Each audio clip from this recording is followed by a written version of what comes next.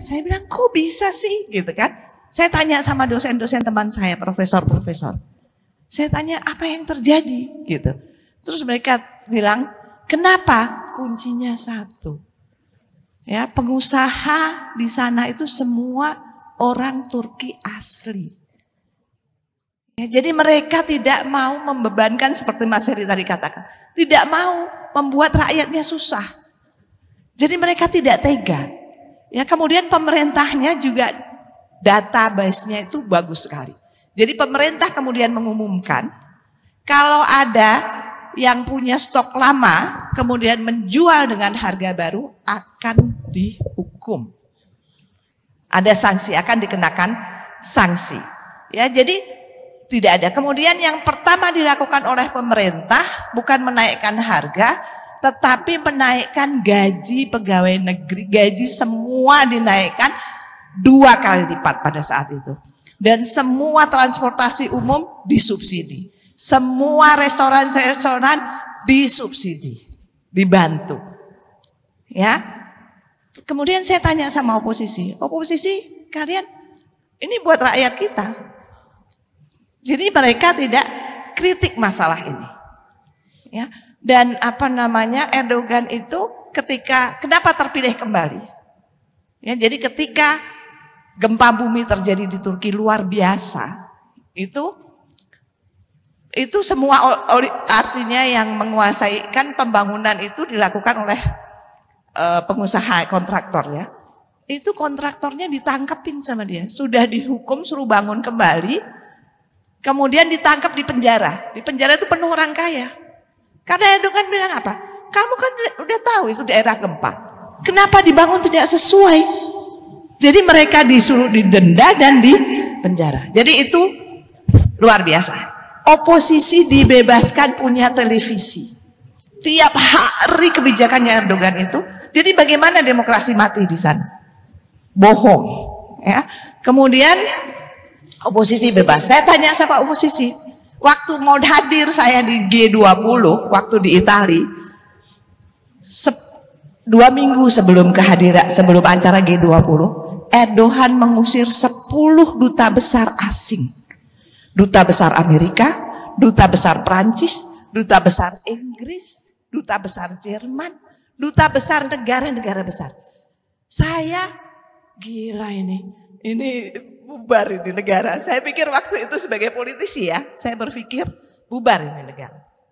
Tetapi ternyata kemudian Erdogan bicara di TV, beliau bicara begini, saya akan hadir di G20 dan saya akan bertemu dengan Biden, saya akan bertemu dengan Macron, karena saya yakin mereka tidak tahu kelakuan duta besarnya di Turki. Bayangkan, dan ditemui benar. Kemudian saya tanya sama oposisi, saya bilang kok kalian nggak kritisi? Mereka bilang, tahu nggak kenapa kita nggak pernah kritisi foreign policy-nya Erdogan? Kenapa? Karena Erdogan membuat kita bangga menjadi bangsa Turki. Bayangkan, jadi semua orang Turki diasporanya pulang kembali ke Turki. Ini yang harus kita lakukan. Ibu tadi cerita Turki atau Indonesia itu? Nah, terima kasih sama diaspora karena saya kalau kemana-mana ya, alhamdulillah bisa sempat karena saya selalu menyempatkan ketemu orang-orang Indonesia. Ini pertanyaan karena profesor politik ya, Anda mesti menjelaskan itu ada persoalan masalah basis legitimasi atau hanya semata-mata itu karena nasionalisme Turki yang begitu kuat? Jadi dibangkitkan rasa nasionalisme oleh pemimpin. Ya, jadi di sana saya tanya, coba saya yakin banyak yang sudah ke Kapadokia ya. Coba tanya di Kapadokia. Nggak ada, itu bukan punya orang Turki, hotel-hotel di Kapadokia. Bukan punya orang Turki. Oh, bukan punya orang Turki. Bukan. Tapi tidak boleh ada yang mengelola sendiri. Jadi kalau mau investasi di Turki, itu hanya boleh maksimal 6 orang, bawa 6 orang. Selebihnya harus orang Turki. Nah, pemimpin yang membuat nasionalisme itu bangkit. Ya. Kemudian kemarin waktu saya jadi foreign observer di Turki, saya kebetulan ada dari Inggris, dari mana-mana. Pokoknya Erdogan ini gempurannya dari Barat itu luar biasa ya. Luar biasa itu buat saya Bagaimana beliau bisa mengatasi ini? Karena tekanannya luar biasa. Tapi kemudian saya baru lihat ya, sekali dalam hidup saya pernah mengalami di Amerika ya, election ya, pemilu di sana, pemilu di Jepang, pemilu di mana-mana saya merasakan. Tapi tidak ada yang saya rasakan seperti di Turki. Saya jadi foreign observer. Kemudian di Istanbul ya, kemudian Erdogan itu mau nyoblos di daerahnya dia. Itu manusia ribuan di situ. Bawa anak, bawa segala macam. Saya bilang, ngapain orang-orang ini? Nunggu Erdogan nyoblos. Mirip Pak Jokowi ya di mall-mall hari-hari ini saya kira ya. Mirip berarti Erdogan sama Pak Jokowi. Oke, silakan. Kemudian, untuk yang disambut di mall ya, saya kira sama. Oke. Tapi ini pemilu kan ya, pemandangan ini. Kemudian saya lihat berjubel manusia. Kemudian saya lihat pas pampresnya itu kan ada yang bawa anak, ada yang segala macam. Pas pampresnya itu ngapain? Ternyata pas pampresnya itu bawa mainan. Ada bawa boneka, ada bawa mobil-mobilan, dikasih kepada dilempar atau dikasih satu-satu, okay. Terus disapa ya. Luar biasa kan.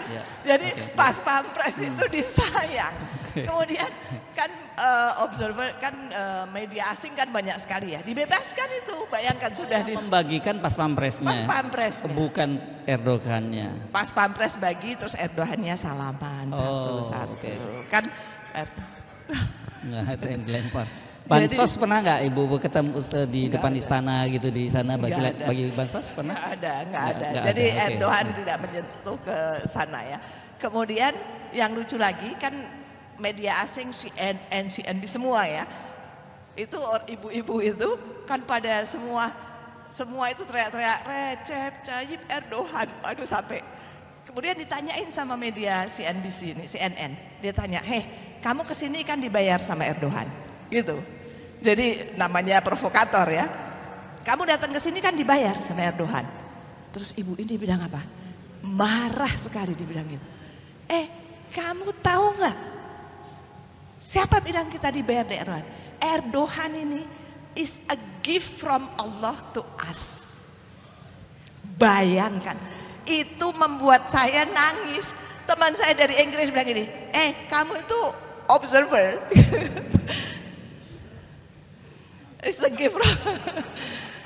Saya nangis keluar air mata. Dia bilang kamu nggak boleh take a side. Saya bilang kamu itu otak kamu karena kamu sudah take a side, kamu sudah nggak suka.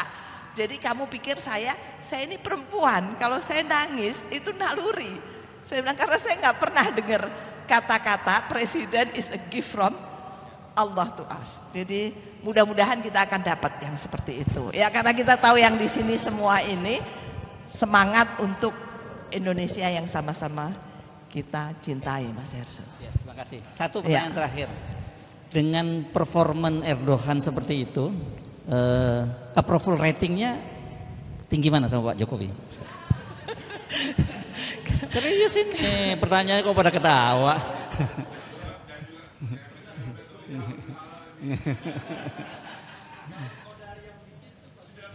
90%. Dan hebatnya bagaimana Erdogan mau dibilang seorang yang diktator dan tidak hidup demokrasinya. Ini beliau baru terpilih jadi presiden. Tapi pemenang pilkadanya adalah lawan politiknya. Erdogan kalah habis di pilkada. Oke, itu di Istanbul ya? Di mana-mana. Oke, berarti di DKI Jakarta ada peluang kalah juga gitu. Di Ankara. Ya itu kan bergantung bergantung kepada yang ada di ruangan sini. Ya kan bagaimana kita bisa menghadapi pilkada ini. Jadi maksud saya pilpres sudah selesai. Sekarang mari kita hadapi bersama, kita persiapkan 5 tahun ke depan. Baik, Bu.